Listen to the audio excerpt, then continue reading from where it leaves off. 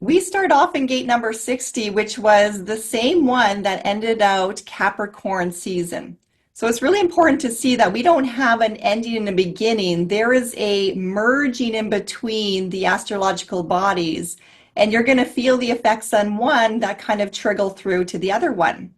So all of what we learned down in the root center in Capricorn and really becoming aware of our conscious body. So the more attention you pay to your body, the way your body's speaking to you, coming out of the mind and being really present with yourself is going to help you to continue into Aquarius season. Aquarius is the cup bearer. So think of that as you are the vessel.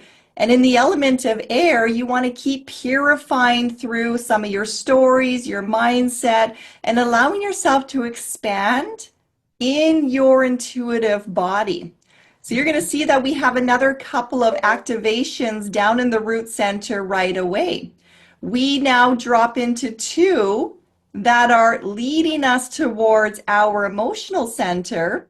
And this means that you're going to have emotional pressure placed under you. So there's an opportunity there to really make sure you are managing your stress. We are going to have to really be consciously aware of the emotional environment around us, how our environments do affect how we show up in our human journey. And the more that you come into paying attention to your body and really trusting that you can count on yourself and you can count on your intuition, your body to help you walk this journey forward by also honoring your emotions that are in there. So it's interesting that we start off by, getting really clear on our limitations, coming into a greater balance and having some very realistic goals for ourselves, especially when it comes to our stress management and our body consciousness. And then how we're going to be triggered as we are approaching the emotional stress to perhaps want to escape into our mind and create a fantasy world. So instead of dealing and staying connected to the ground, a lot of times we take off. We create a reality that we want to suit our own narrative. And when things don't go that way, it spirals us down into more and more emotions. So we're also going to be looking at where we are too dependent upon others for our health, for our safety, for our well-being, and to really look at, we are sensitive. In our highest gift aspects, we are so beautifully connected to the world around us and connected to other individuals. And when we allow ourselves to be sensitive and to trust that our body will always speak to us, the wisdom is always there. It's always guiding us and leading us. We don't have to run to somebody else for their approval or to do it with us or to reassure us that we're going in the right direction.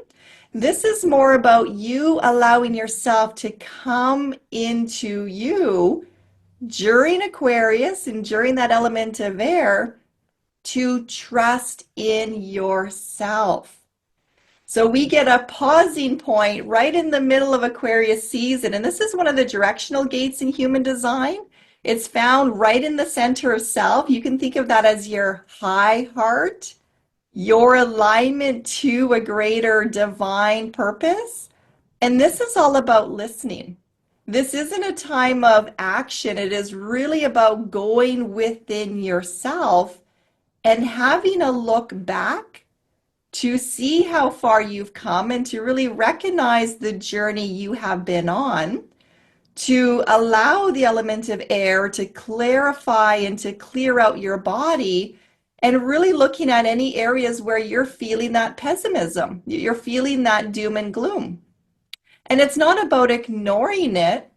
It's about practicing the gift of discernment to deal with them in an appropriate way by being honest with yourself.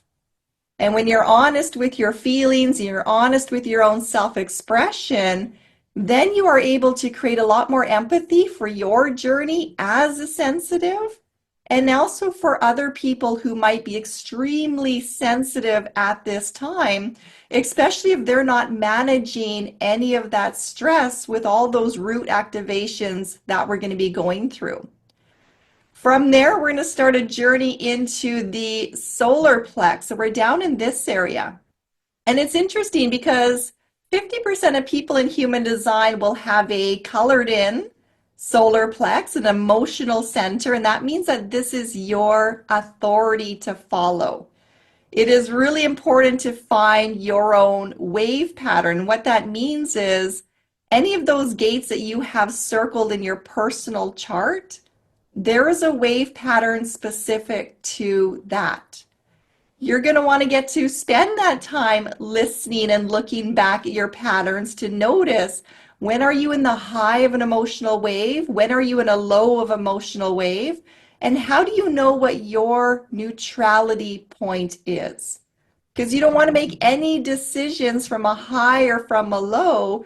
You want to allow yourself a lot of time and space, especially under all of this root pressure, to make sure you are making decisions that are in alignment to your highest good. Now, for the other 50% of you that has this white on your chart, you feel other people's emotional energy. And because you feel so deeply, and because we're also being activated in a deeper sense of sensitivity into the root center, when you are reflecting back, it is really self-actualizing. How many times have you said yes when your body has said no? And the more you can sit with that, and the more you can start to tune into the body and really trust it, allowing for those no's. And it is hard to face confrontation. You do have to feel someone else's emotional energy coming your way that wants you to do what they want to do. But the more you can anchor into your truth, who you are, that also becomes a really strong no in that gate 49, which is all about revolution. No means no, and you're going to put up your own boundaries and really step into the truth of who you are by anchoring deeper into yourself.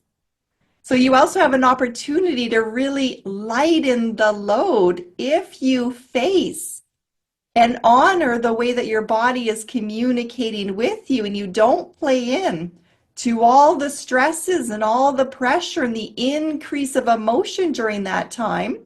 And you're going to have the heads up that, you know what, there's a lot of reaction out in the world because everybody wants their needs met, including ourselves. But what is a true need? And what is a comfort and a pattern and a means that we have developed to cope that when it's challenged kind of throws us off? So we want to get really clear on our desires, our temptations, all of those areas where we feel a little bit more pessimistic, where we are dependent upon others for our own health and well-being and our own approval, watching how we jump up into our head to create a fantasy world, and being really real with what is truly going on by honoring your body consciousness and really trusting in that more than you're trusting in the stories within your mind.